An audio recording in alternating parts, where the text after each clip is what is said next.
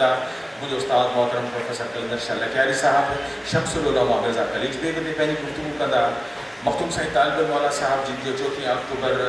पैदाइश ॾींहुं डॉक्टर मकबूल बुखारी साहब जहिड़ा स्कॉलर उन ते गुफ्तगू कंदा डॉक्टर नजम अब्बासी साहब जिन इंतहाई अहम किताब जी सूरत में कमु कयो आहे यूसुफ सिंधी साहब जेके खेनि बेहद क़रीब रहिया उहे डॉक्टर नजम अब्बासी साहब जे बारे में गुफ्तगू कंदा डॉक्टर तनवीर अब्बासी साहब जे बारे में ताज जोयो साहब गुफ्तगू कंदा मोहतरम साईं सिराज हक साहब कंहिं तारीफ़ जा मोहताज कोन्हनि पढ़ाको सोई संद ऐं ॿियूं केतिरियूं अहम तहरीरूं संदन क्रेडिट कया आहिनि असांजे दोस्त जनाब सिराज साहब ते डॉक्टर फहमीदा डॉक्टर तहमीना मुफ्ती साहब जिन ॻाल्हाईंदियूं असांजे सर्विस जावली साहब लाड़ जो हसीन शाइर शहनशाह शाइर उन ते प्रोफेसर असांजो अब्दुल्ला मल्ला साहब जिन ॻाल्हाईंदो मुमताज़ मिर्ज़ा साहब ते विच विच में कुझु अखर ॻाल्हाईंदुसि संदन पैदाइश जो महीनो बि हीअ ई आहे गॾोगॾु फ़ैरोज़ गुल जेको 14 अक्टूबर ते अमेरिका में असां खां सदा लाइ विछड़ियो उनजे फ़न ऐं शख़्सियत जे बारे में माना सैफ़ साहब गुफ़्तगू कंदा ईअं मजमूई तरह सां ॿियनि बि शख़्सियतुनि जो असीं तस्करो कंदासीं जेके हिन महीने में या संदन जनम थियो आहे या संदन विसाल थियो आहे ऐं सिर्फ़ु इब्तिदा में अज़ीम हस्तीअ खे हुन खे सलाम कंदुसि जंहिंजो नालो सैयद ग़ुलाम मुस्तफ़ा शाह साहब आहे असांखे SMS जे ज़रिए डॉक्टर ग़ुलाम मोहम्मद लाखे साहब ॿुधायो त पाण 18 अक्टूबर 1918 ते पैदा थिया हुआ ऐं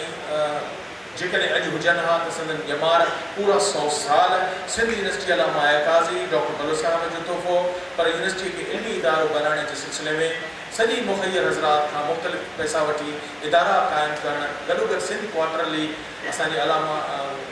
माहिर तालीम साईं सैयद ग़ुलाम मुस्तफ़ा शाह साहब जिन जी क्रेडिट ते आहे त असीं हिकिड़ी सिर्फ़ु क्लिप कंदासीं उन 100 साला असीं मौक़े ते नालो जेके वाइस चांसलर साईं ग़ुलाम मुस्तफ़ा शाह साहब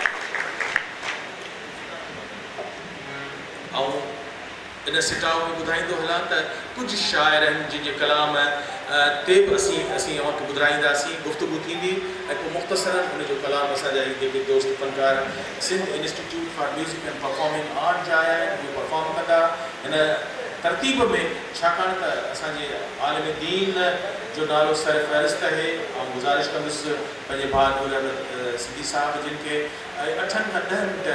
गुफ़्तगू आऊं मुख़्तसिर कंदुसि ऐं 8 खां 10 मिंटनि में असीं सभिनी खे कूज़े में बंदि कंदासीं असांजे सिंध जी पब्लिशिंग जी दुनिया जा बेताज बादशाह असांजा नूर अहमद सिद्दी साहब जंहिं जदीद साहब कंप्यूटर ईजाद थियण खां पोइ जंहिं तरीक़े सां हिकिड़े ख़ूबसूरत लेआउट सां सिंधी का अकेडमी जो बुनियादु विधो उन खां पहिरीं सिंधी अदबी बोर्ड जे लाइ मोहम्मद इब्राहिम जोए साहब खां पोइ जिन हस्तियुनि प्रिंटिंग जी दुनिया में इख़्तिलाफ़ आंदो हसीन किताब शाया करण जी सिंध में रवायत विधी त मोहम्मद इब्राहिम जोए साहब जी कंटिन्यूटीअ में असीं नूर अहमद सिंधी खे ॾिसूं था असांजो बेहद महिरबानी कराची मां आयो ऐं गुज़ारिश त सैयद ताज मोहम्मद शाह अमरोटी साहब जे बारे में अवां सभिनी सां गुफ़्तगू कयो भाउ नूर अहमद सिंधी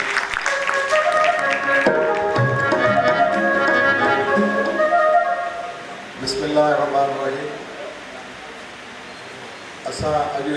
जिन शख़्सियतुनि खे हिते इख़राज अक़ीदत पेश करण लाइ ट्रिब्यूट पेश करण जे लाइ इकट्ठा थिया आहिनि उहे सिंध जूं नामियारी शख़्सियतूं आहिनि सिंध जे समाज ते सिंध जी सियासत ते सिंध जे तहज़ीब तमदन ऐं कल्चर ते उन्हनि जा असर आहिनि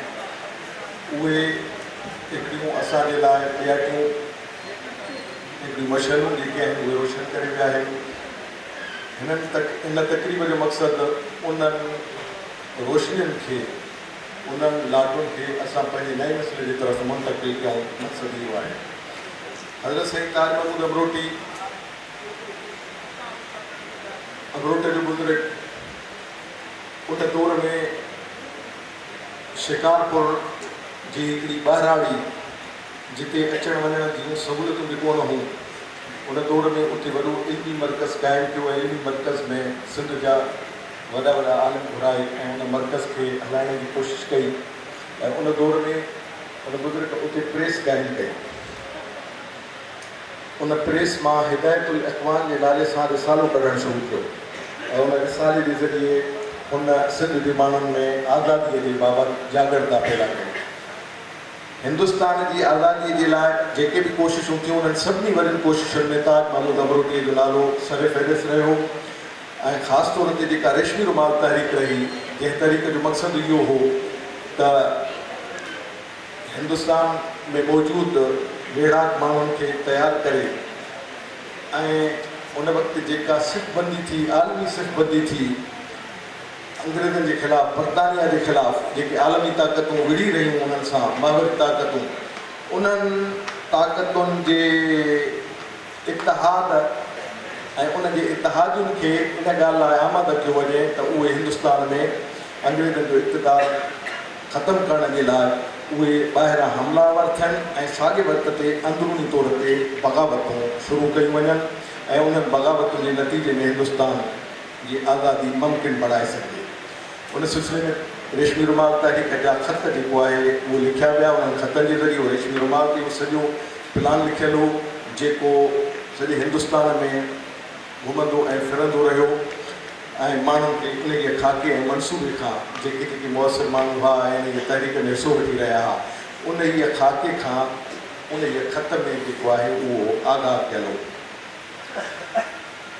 उहा सॼी रेशमी रुमाल तहरीक जे लाइ जेके हिते अंदरूनी तौर ते सिपाही तयारु थिया, जेके फोर्स तयारु थिया जुनूद रब्बानिया जे नाले सां, उन्हनि फोर्सनि जी जेको सिंध जी कमांड कंदड़ माण्हू हो उहो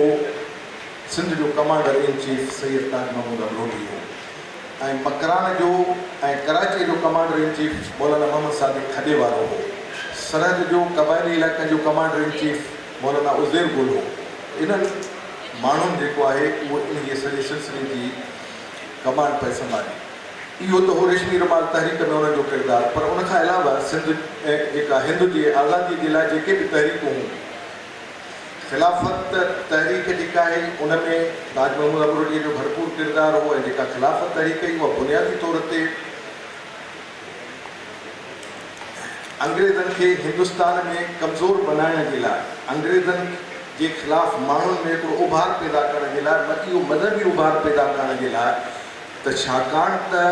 अंग्रेज़नि तुर्कनि जी ख़िलाफ़त ख़तमु कई आहे ऐं उहे असांजा जेके आहिनि उहे दीनी मर्कज़ ख़तमु करे रहिया आहिनि। इन जे करे असां ख़िलाफ़त तहरीक जे ज़रिए अंग्रेज़नि जे इक़्तिदार खे ख़तमु करण जे लाइ सरगर्म थियूं ऐं इंडियन नेशनल कांग्रेस छाकाणि त हितां जा आलिम जेके आहिनि उन वक़्तु आलिमनि जी जेका वॾी जमात हुई जंहिंमें तो वाहिद हुआ उन्हनि जी इतिहादी जमात हुई ऐं कांग्रेस उन इतिहादी जमात हुजण जे नाते ख़िलाफ़त तहरीक में हिसो वरितो ऐं जवाहरलाल नेहरू उन दौर में महात्मा गांधी उन दौर में सॼे हिंदुस्तान जा दौरा करे ऐं ख़िलाफ़त तहरीक जे हवाले सां जलसनि में शिरकत कई ऐं अहिड़ी ख़िलाफ़त तहरीक जो जलसो लाड़काणे में ताज महमूद अमरोहीअ करायो ऐं गांधी उते लाड़काणे में जे ख़िलाफ़त तहरीक में शरीक थियो हो। ख़िलाफ़त तहरीक जे उन जलसे में हुन तकरीर कई हुई ऐं उन तफ़सील सां जेको आहे उहो पंहिंजो प्रोग्राम ॿुधायो हो हुते त ख़िलाफ़त तहरीक जे दौरान गांधी जी जूं तकरीरूं अक्सर तकरीरूं जेके आहिनि उहे हिंदुस्तान जे वॾनि वॾनि मस्जिदुनि में थियूं छाकाणि त इहो ख़िलाफ़त तहरीक जो मसइलो मुस्लमाननि सां वधीक इंटीमेट हुयो। इन करे मुस्लमान आलिमनि जी जेका वॾी जमात इहो प्रोग्राम घणो करे मस्जिद में कंदी ऐं गांधी जी जेको आहे उहो मस्जिद में अची उहे तकरीरूं कंदो त उन ते जेके रुजत पसंदि ऐं जेके इंतिहा पसंदि मौलवी आहे हिंदुस्तान जा उन्हनि वॾो हिकिड़ो तूफ़ान मचायो त भई हिकिड़ो हिंदू ऐं उहो बि अध लिबास में अची करे ऐं मस्जिदुनि में वेही करे जेको आहे उहो ख़िलाफ़त मूवमेंट जे जलसनि में तकरीरूं थो करे, इहो गुनाह थो थिए ऐं इहे कांग्रेसी मुला जेके आहिनि इहे इस्लाम खे वॾो नुक़सानु पहुचाए रहिया आहिनि। तमामु वॾी उन्हनि मूवमेंट हलाई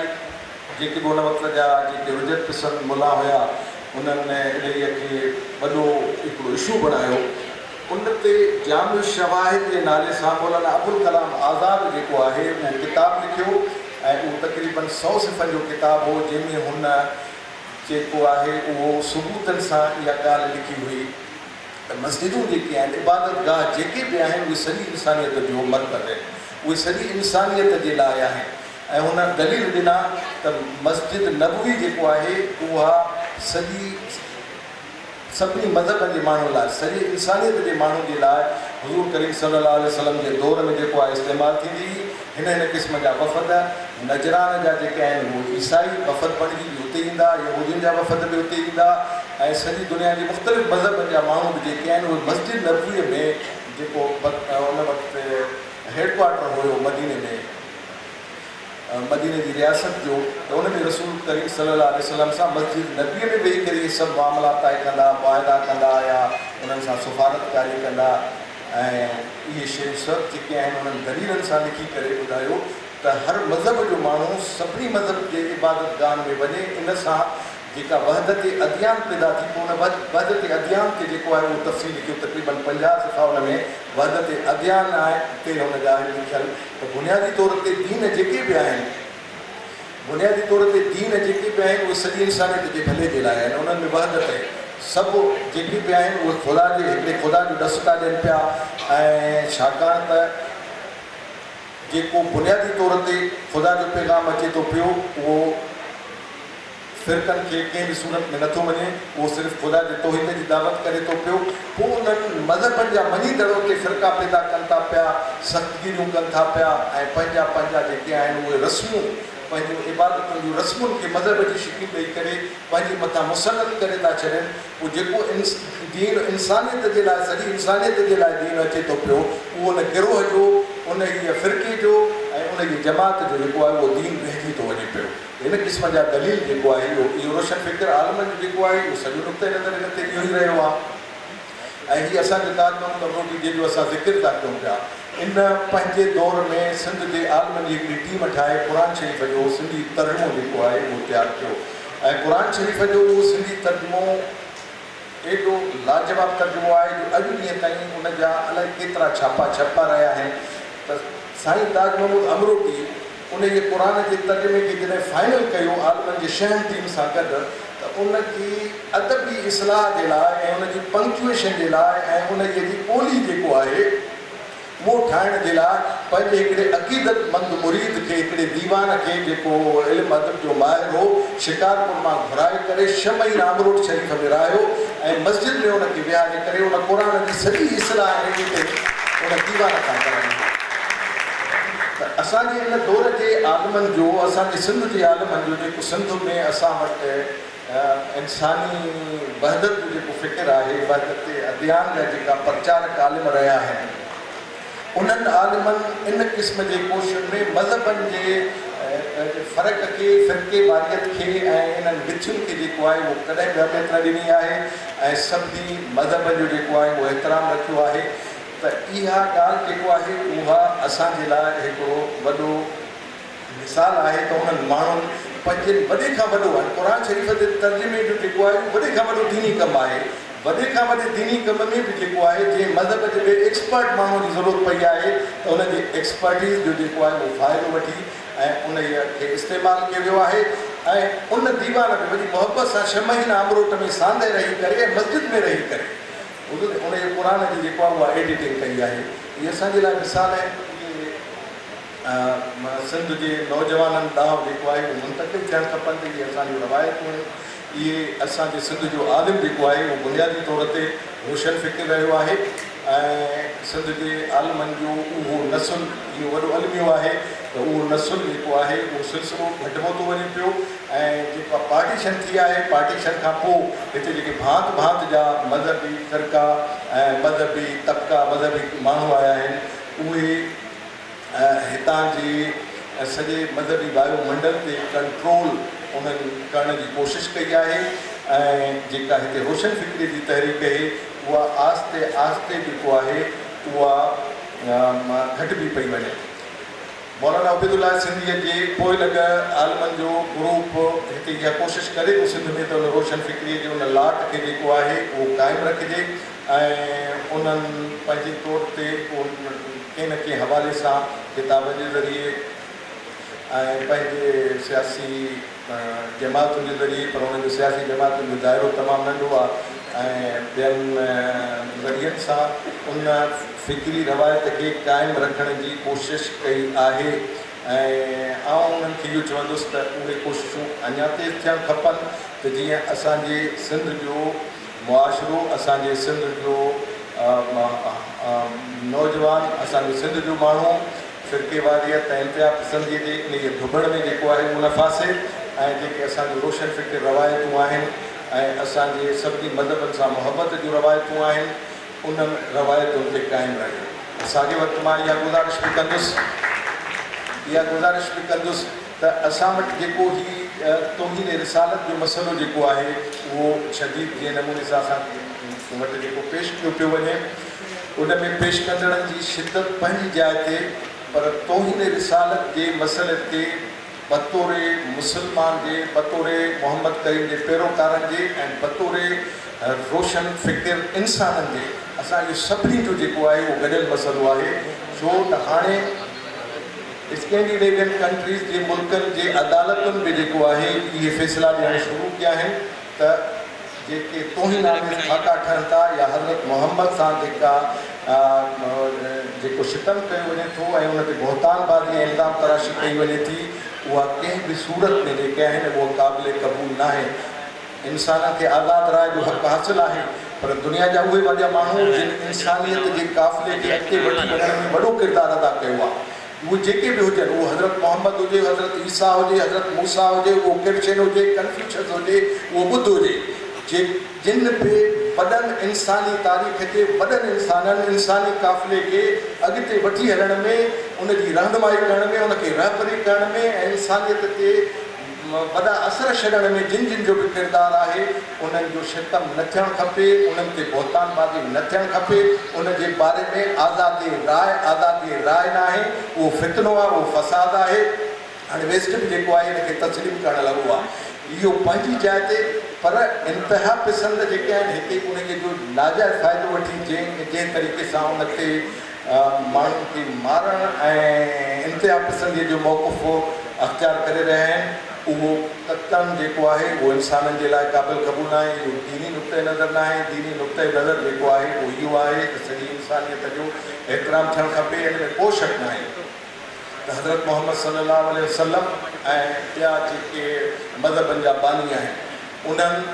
जो किरदारु सॼी इंसानियत खे अॻिते वठी वञण में बाक़ाइदा हिकिड़ो मौसिर किरदारु आहे हज़रत मोहम्मद सल्लल्लाहु अलैहि वसल्लम पंहिंजे दौर जे माण्हुनि जे साम्हूं जॾहिं आयो त कंहिं बि मौजज़े सां कंहिं बि करामती तरीक़े सां कंहिं बि जेको आहे उहो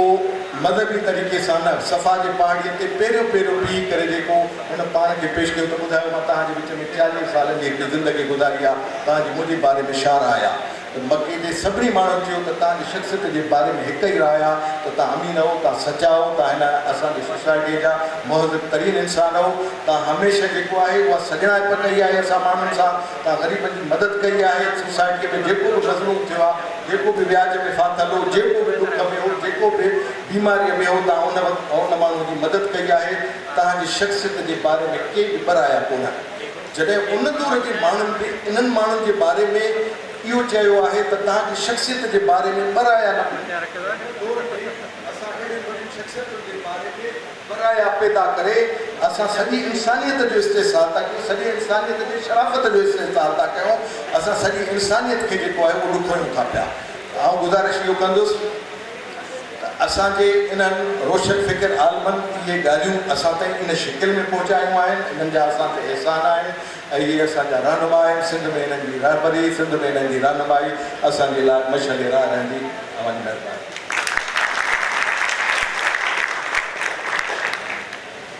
तमामु वॾी महिरबानी वठण साईं नूर अहमद सिंधी साहिबु दोस्तो असांजो पहिरियों मकाला निगार जंहिंजे गुफ़्तगू जो मौज़ू हो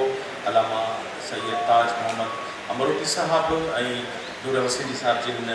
बेहद अहम ॻाल्हि कई त कलाम पाक जो जेको सिंधी में तर्जुमो आहे उनखे पाण एडिट कयूं ऐं कलाम पाक जे जेको अरबी तर्जुमे जे वेझो जेतिरी बि हक़ीक़तूं ऐं जेतिरी बि आसानी ऐं जेतिरी बि ख़ूबसूरती हुई उहा असांजे हिसे में आहे ऐं हिन वक़्तु बि असांजी सिंध में जेके कलाम पाक जा ईअं चइजे त इंतिहाई एप्रोप्रिएट तर्जुमा आहिनि जेके क़रीब तरीन कलाम पाक जा तर्जुमा आहिनि हिन में अलावा ताज मोहम्मद अमरूती साहिब जिन जो तर्जुमो नुमाया आहे असीं हाणे ॿिए मकाला निगार ॾांहुं हलंदासीं ऐं शख़्सियत जे बारे में गुफ़्तगू आहे उहो शमसुल उलमा मिर्ज़ा कलीज बेग आहे ऐं गुज़ारिश कंदुसि सईद समीजु साहिबु ऐं अली रज़ा राजपर खे स्टेज ते असां सां गॾु अची वेही रहनि दोस्तो गुफ़्तगू जो मौज़ू शमसुल उलमा मिर्ज़ा कलीज बेग जेकी 4 अक्टूबर ते 1853 में नंढे ठोड़े में मिर्ज़ा फरीदुल बेग साहब जिन पैदा थिया सदन मुतलिक गुफ्तगू त प्रोफेसर कलंदर शाह लखयारी साहब जिन कंदा मिर्ज़ा कलीज बेग साहब जिन पंहिंजी ज़िंदगी में 488 किताब लिखिया आहिनि सदन तबज़ात नावल जो नालो सीनत आहे ऐं उन मकाले खां पोइ असीं उन काफ़ीअ ॾांहुं हलंदासीं जेका राग सोरठ में हूंदी जेका मकाले खां पोइ असीं अवांजी ख़िदमत पेश कंदासीं हिन वक़्तु असांजा अली रज़ा ऐं सईद ख़ामोशीअ सां मकालो ॿुधंदा असांजा प्रोफेसर साईं लखयारी साहब जिन असांजे विच में अचनि पिया मखतूम तालिबुल मौला साहब ते जीअं मूं अव्हांखे ॿुधायो त उन बाद असांजो डॉक्टर महबूब बुखारी साहब तकरीर कंदो असीं मखतूम साहब जी हिकिड़ी काफ़ी परनाज़ असांजी आर्टिस्ट ऐं सिपा जी उहा पेश कंदी साईं असांजे विच में अची रहिया आहिनि मूं अव्हांखे ॿुधायो त 1953 मिर्ज़ा कलीज बेग साहब जी पैदाइश जो साल आहे ऐं इहा सिंधी जदीद सूरत खती जेका तव्हीं हिन वक़्तु लिखो पढ़ो पिया उहा बि 1953 में ई तयारु थी ऐं मिर्ज़ा कलीज बेग हुन जदीद सिंधी सूरत खतीअ में 488 किताब लिखिया आहिनि ऐं सभिनी जी ताड़ियुनि में असांजे प्रोफेसर कलंदर शाह लखयारी साहब असीं जिन पेरनि जी ख़दमत जी ख़ा कयूं असां सभिनी जा मोहतरम उस्ताद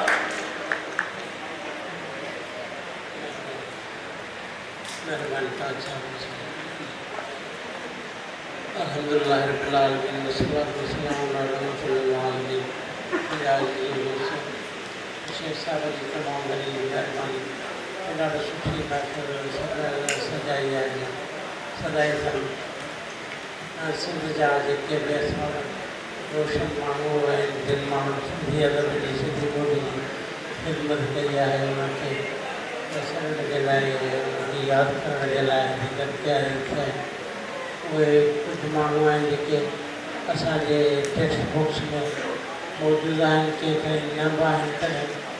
उहे माण्हू असांजी सिंधी अदब जा सिंधी ॿोली जा तमामु मोहसिन रहिया आहिनि त हैदराबाद शहर में मिर्ज़ाउनि जा ॿ पाड़ा आहिनि हिकिड़ो थोरे खां ट्रांसपोर्ट जे ॻोठ जो टंडे छोड़े वारा मिर्ज़ा ॻोरा मिर्ज़ा चइजनि गुरजी मिर्ज़ा चए गुरजिस्तान जा हुआ ऐं ॿिया वरी कारा मिर्ज़ा चइजनि टंडे यूसुफ वारा सही सिंध जा सिंधी माण्हू उन्हनि खे तमामु घणो एहसान कंदा आहिनि ॾाढो सुठो लिखियो अथनि त मिर्ज़ा कलीज बेग साहब जेको सो उन्हनि ॻोरनि मां या ॻोठनि में थोरे खां ट्रांसपोर्ट जे ॻोठ में अची रहियो हो त उते बुनियादी तौर ते सिडनी बेग मिर्ज़ा जेको गुरजिस्तान जो हुयो उनजे पोयरनि मथां क्रिश्चन हुयो पर पोइ मुस्लमान थियो ऐं उन्हनि खे बि असां वटि हिते जेके बि रहिया माना रहिया त उहे तमामु घणा वॾी इज़त सां वॾी एतिराम सां बहितर नमूने में रहिया ऐं उन्हनि में मिर्ज़ा कलीज बेग तमामु हिकिड़ो सुठे नमूने में रहियो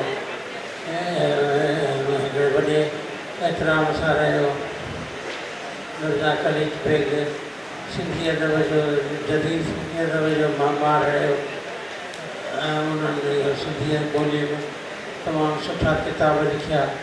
ऐं न रुॻो उन्हनि जो सिंधी ॿोली पर फ़ारसी ॿोली उन्हनि जी मादरी ज़ुबान तक़रीबन हुई गुरजिस्तान जेको हुयो सो फ़ारसी जो घरु हुयो त फ़ारसी ॿोली उहो उन्हनि खणी आया घर में